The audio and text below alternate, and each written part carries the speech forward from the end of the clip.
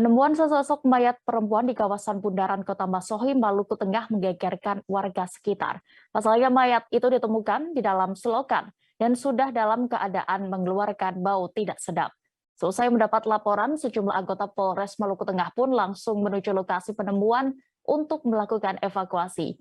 Bagaimana pantauan di sana dan juga proses evakuasi penemuan mayat perempuan ini akan disampaikan rekan Lukman Mukadar, wartawan dari Tribun Ambon yang saat ini sudah bergabung bersama kami. Silakan rekan Lukman.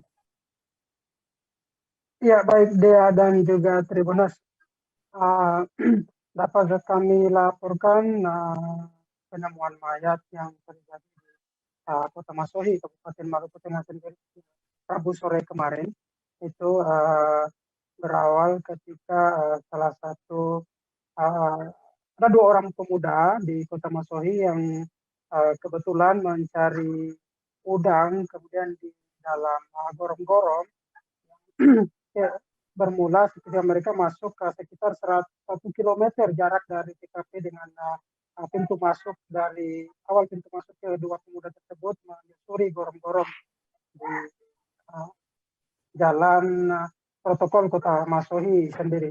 Dan sekitar 50 meter dari TKP, dua pemuda yang kemudian menjadi saksi ini mencium aroma tak sedap dari dalam selokan. Namun kedua pemuda ini mengira bahwa bau tak sedap itu berasal dari bangkai binatang ataupun hewan yang mati di dalam selokan, dan mereka pun tidak menghiraukan bau tak sedap itu dan melanjutkan aktivitas mereka mencari udang, Tribunas. Dan ketika mereka terus melakukan aktivitas mencari udang, sampai di sana di titik tergeletak mayat tersebut, mereka kemudian melihat sosok mayat sosok tubuh manusia yang tergeletak di ujung di dekat pintu gorong-gorong yang terletak tepatnya uh, di depan penginapan Samudra, Tribunas. Dan penginapan Samudra ini terdapat juga di kawasan bundaran Kota Masohi dan juga pos Kota Masohi. Dan setelah melihat kejadian ini, kedua pemuda tersebut langsung lari kembali ke rumah tanpa menceritakan sepatah kata pun kepada orang-orang yang ada di sekitar. Nanti besok paginya baru mereka, mungkin karena panik, mereka kemudian langsung menceritakan paginya itu kepada salah satu rekan mereka atau teman mereka, ya.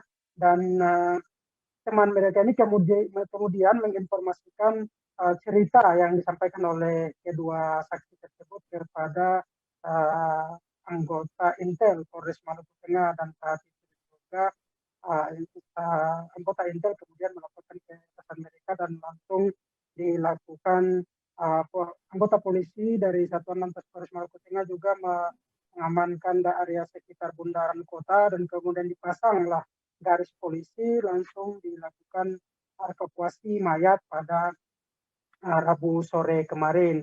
Dan dilanjutkan mayat tersebut dibawa ke RSUD Masohi pada pukul 16.00 waktu Indonesia Timur, dilakukan pemeriksaan terhadap mayat tersebut. Dan setelah itu barulah sekitar pukul 18.30 itu mayat kemudian dimasukkan ke dalam freezer ataupun jenazah atau mayat. Dan sampai saat ini tim dokter juga tadi baru kami menerima informasi dari dokter forensik bahwasanya dokter forensik diminta oleh Polres Maluku Tengah untuk melakukan pemeriksaan terhadap tubuh jenazah, dan dokter mengatakan bahwa tadi akan dilakukan pemeriksaan luar saja dan belum dilanjutkan dengan melakukan autopsi, karena nanti selanjutnya ketika sudah ditemukan identitas dan kemudian apabila pihak keluarga ataupun pihak polisi meminta untuk diotopsi, barulah tim dokter forensik akan melakukan autopsi. Dan sampai saat ini, Tribuners, untuk perkembangan selanjutnya pihak kepolisian telah mengedarkan himbauan dengan himbauan bahwasanya menjelaskan terkait dengan ciri-ciri dari jenazah, ciri-ciri dari mayat yang ditemukan tersebut, di mana dalam edaran tersebut polisi menggambarkan tinggi badan mayat tersebut sekitar 167 cm, kemudian berat badan sekitar 53 kg, dan warna kulit dari jenazah tersebut berwarna sawo matang dan bentuk tubuh ramping sedang, sementara bentuk kepalanya lonjong ke belakang, rambut hitam lurus, dahinya menonjol, kemudian mata bulat hitam kecoklatan,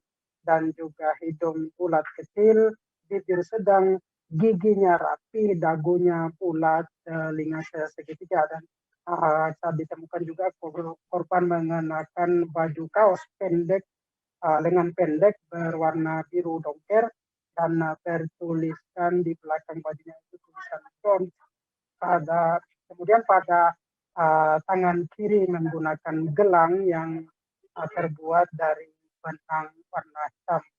Nah, korban sendiri juga diketahui tidak menggunakan alas kaki atau sendal. Sampai sejauh ini informasinya demikian, Dea.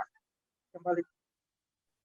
Baik, terima kasih rekan Lukman untuk laporan Anda dari Maluku Tengah. Selamat bertugas kembali. Terima kasih sudah nonton. Jangan lupa like, subscribe, dan share ya.